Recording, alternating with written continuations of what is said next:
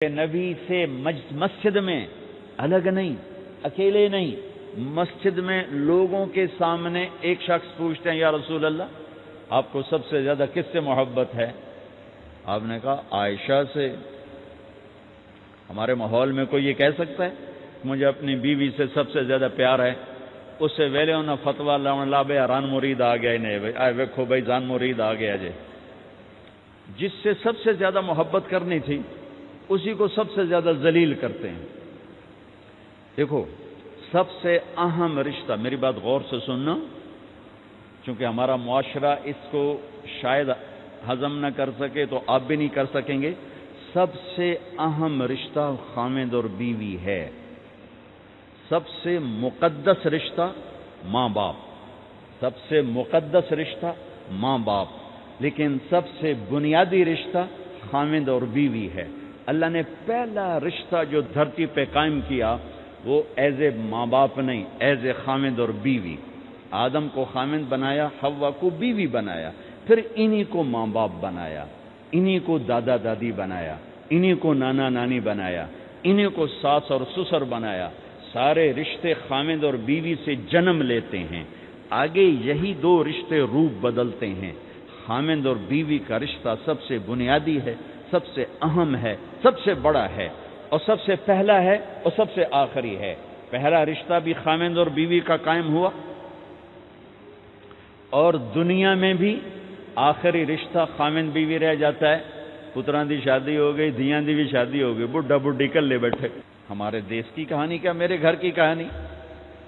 میں تبلیغ میں، میرا چھوٹا بھائی لاہور میں، بہنیں اپنے گھر، ماں پیو کلے بیٹھے ہوئے، ہمارے پاس آنے کے لیے تیار نہیں، اپنی جگہ چھوڑنے کے لیے تیار نہیں۔ پھر باپ فوت ہو گئے تو ہم نے منتیں کر لیں اپنی ماں کی کہ میں فیصل آباد میں رہتا ہوں، میرا بھائی لاہور میں ہوتا ہے، کہ ساڈے کو آ جاؤ نہ پتر، میں توڑے پیو دی جا نہیں چھڑنی۔ نہیں آئے ہمارے پاس، تنہا زندگی گزار دی۔ ہم تو آئے مہمانوں کی طرح آئے اور چلے گئے، تنہا زندگی گزار دی۔ تو پہلا رشتہ خامد اور بیوی، آدم اور حوا۔ پھر دنیا میں بھی اگر زندگی ہے، پہلے مر جاؤں تو الگ بات ہے، اگر زندگی ہے تو پھر آخری رشتہ خامد اور بیوی، اور جنت میں جا کے ہمیشہ کا رشتہ خامد اور بیوی۔ ہر آدمی اپنی بیوی کے ساتھ اور ہر عورت اپنے خامد کے ساتھ جنت میں جوڑا جوڑا ہوں گے۔ بچے اپنی جنت میں، ماں باپ اپنی جنت میں، ساس سسر اپنی جنت میں، بھائی بہن اپنی جنت میں۔ جنت میں بھی خامد اور بیوی کا اللہ نے ساتھ بنایا ہے۔ یہ رشتہ سب سے اہم رشتہ ہے۔ اس رشتے کو باقی رکھنے کے لیے اللہ تعالیٰ نے سینکڑوں آیات اتاری، اور اس میں دخل اندازی کے لیے کوئی راستہ نہیں چھوڑا، اولاد کو بھی نہیں چھوڑا کہ خامد اور بیوی کے رشتے کو۔ بعض بیویاں ایسی نادان ہوتی ہیں کہ اولاد کی محبت میں خامد کو ڈیگریڈ کرتی ہیں، بعض خامد ایسے نادان ہوتے ہیں اپنے ماں باپ کے احترام میں بیوی کو ذلیل کرتے ہیں، اپنے بہن بھائیوں کی سن سن کر اپنی بیوی کو مارتے پیٹتے ذلیل کرتے ہیں۔ یہ ہر گھر کی کہانی ہے۔ ان دونوں سے میرے اللہ نے روکا ہے۔ خامد اپنی بیوی کو سب سے زیادہ عزت دے، بیوی اپنے خامد کو سب سے زیادہ عزت دے۔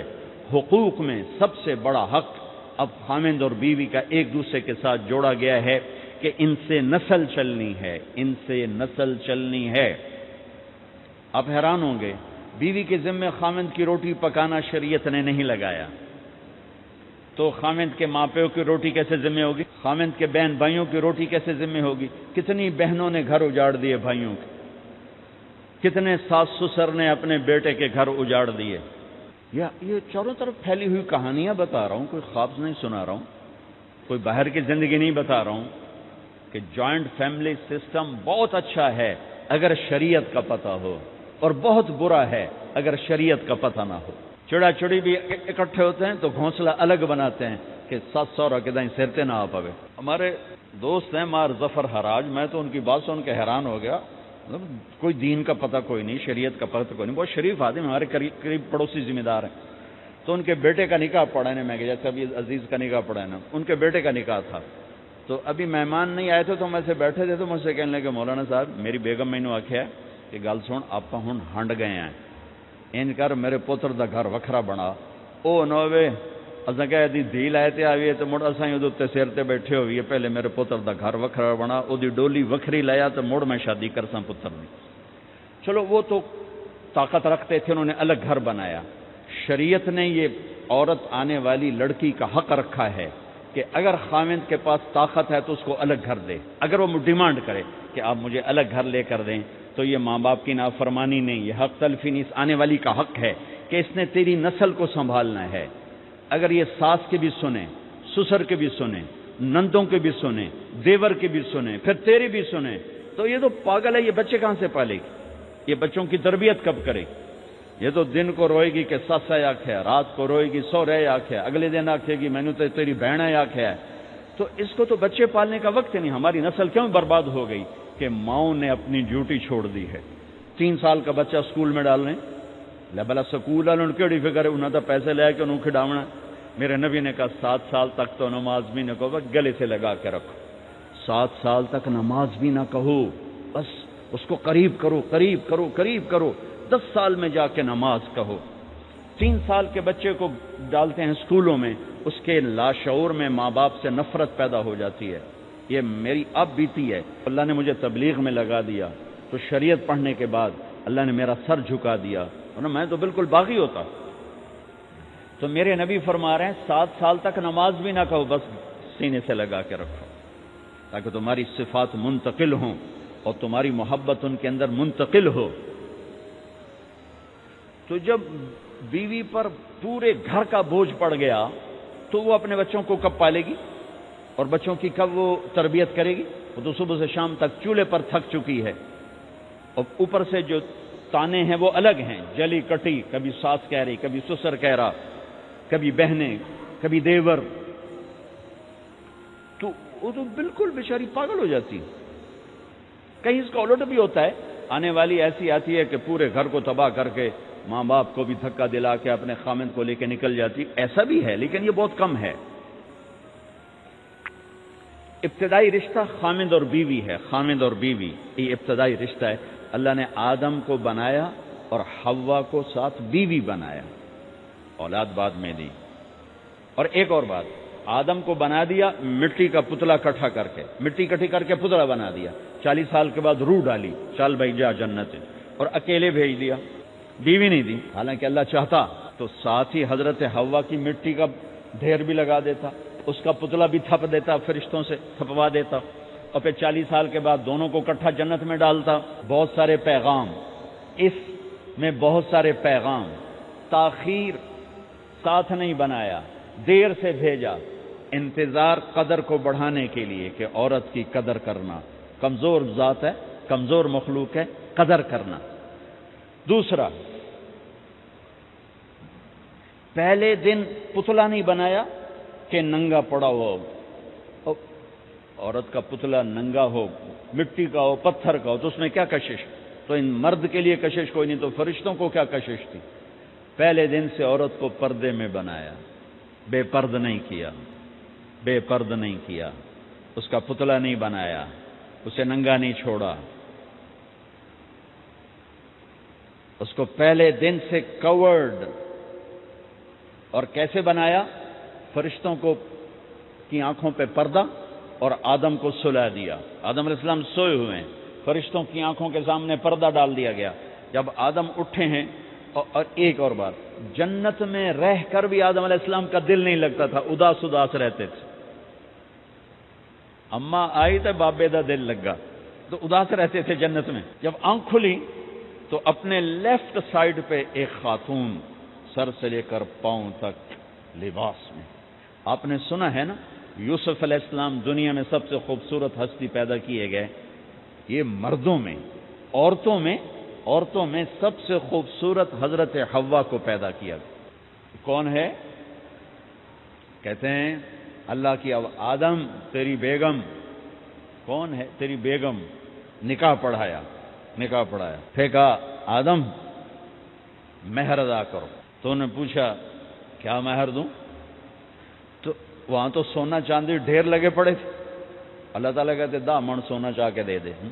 میرے اللہ نے کہا تیری نسل میں میرا آخری حبیب آنے والا ہے، اس پہ ایک دفعہ درود پڑھ دے، یہ مہر ہے۔ سیدھے ہاتھ میں برکت ہے، پیدا کیا الٹی طرف سے. الٹی طرف سے کیوں پیدا کیا ہے؟ کہ الٹی طرف دل ہے اور دل کے نیچے جو پسلی ہے وہاں سے پیدا کیا. اس میں پیغام کیا دیا کہ عورت جس روپ میں ہو، پہلا روپ اس کا بیوی بنا، پھر وہ ماں بنی، پھر اس آگے بیٹی کا روپ ہے، پھر بہن کا روپ ہے، پھر خالہ ہے، پھوپھی ہے، دادی ہے، نانی ہے، ساس ہے. جس روپ میں بھی عورت ہے اس کو دل کے قریب جگہ دو. یہ دل کے نیچے سے پیدا کرنے میں یہ پیغام دیا گیا ہے. اسے ذلیل نہ کرو، اسے خوار نہ کرو، اسے بے عزت نہ کرو، اس پر شدت نہ کرو. تو پہلا بنیادی رشتہ خامند اور بیوی ہے اور آخری رشتہ بھی خامند اور بیوی ہے. لیکن اس وقت ہمارے معاشرے میں خامند سے زیادہ اس کے ماں باپ حق جتلاتے ہیں، خامند سے زیادہ اس کی بہنیں حق جلاتی ہیں، خامند سے زیادہ اس کے رشتہ دار حق جتلاتے ہیں، اور جھوٹی سچی شکایتیں لگا کر بیوی سے متنفر کرتے ہیں، اور کہیں بیوی کو خامند سے متنفر کرتے ہیں. آپس میں لڑائی لڑا کے پھر خوش ہوتے ہیں. میرے نبی سے پوچھا جائے یا رسول اللہ آپ کو سب سے زیادہ کس سے پیار ہے؟ تو آپ نے کہا عائشہ سے. اللہ، وہ جھینپ کے کہنے کہ نہیں، میں پوچھ رہا ہوں لوگوں میں آپ کو کس سے زیادہ پیار ہے؟ تو آپ کہتے ابو بکر سے. تو آپ نے پھر کہا ابوہا، مجھے عائشہ کے باپ سے زیادہ پیار ہے. پھر پہلے عائشہ کا، تو پھر کہتے ابو بکر. تو آپ نے کہا نہیں، ابوہا، مجھے عائشہ کے باپ سے سب سے زیادہ پیار ہے. یہ آپ کو میسج دیا ہے کہ گھر کی زندگی کیسے ہوتی ہے. کوئی عشق نہیں چڑھا ہوا تھا، میسج ہے نا. ام عائشہ چھوٹی عمر کی تھیں، ان کو آٹا گوندھ کے دیتے تھے، آٹا گوندھ کے دیتے تھے. پھر جب ان کو آٹا گوندھنا آ گیا پھر چھوڑ دیا. پھر ان کو سامنے بٹھا کر لقمے بنا کے کھلاتے تھے. پھر ام عائشہ رضی اللہ تعالیٰ عنہ کوئی گوشت کا ٹکڑا، وہاں بڑے بڑے گوشت کے ٹکڑے پکائے جاتے تھے، تو کوئی گوشت کا ٹکڑا اٹھایا اور ایسے 2-4 جگہ سے نوچا اور پھر رکھ دیا. سارا کھایا نہیں جاتا تھا، تو اللہ کے نبی اسی کو اٹھاتے اور حضرت عائشہ کو دکھا کر، جہاں سے حضرت عائشہ نے نوچا ہوتا تھا وہاں سے یوں کاٹ کے دکھاتے تھے. پھر حضرت عائشہ رضی اللہ تعالیٰ نے گلاس اٹھایا پانی پینے کے لیے، جہاں ہونٹ لگائے پہ گلاس رکھ دیا. بڑے بڑے گلاس ہوتے تھے، تو حضرت ہمارے نبی اٹھاتے تھے، جہاں عائشہ کے ہونٹ لگے ہوتے تھے وہاں ہونٹ لگا کے پانی پیتے تھے. یہ آپ کو سکھانے کے لیے ہے. اپنے گھر والوں کے ساتھ بیٹھ کے کھانا کھاتے.